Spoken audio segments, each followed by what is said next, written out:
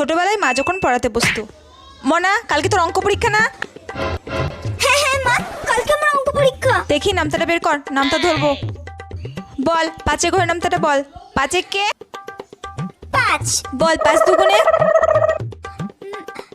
10 3 পাঁচা 3 পাঁচা 3 পাঁচা 3 পাঁচা কত?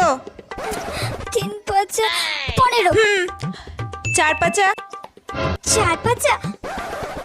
মা আমার খুব দাঁতে ব্যথা কিসে করছে। দাঁতে ব্যথা করছে? পড়তে বসে তখন দাঁতে ব্যথা পেটে ব্যথা শুরু হয়ে যায়। 4 পাঁচা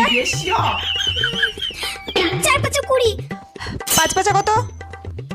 5 পাঁচা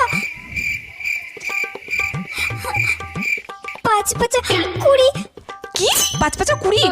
4 পাঁচা যদি 20 হয় তাহলে 5 পাঁচা 20। আর তুই পরীক্ষা থেকে কি লিখবি? এত পড়িয়ে তুই কি লিখবি?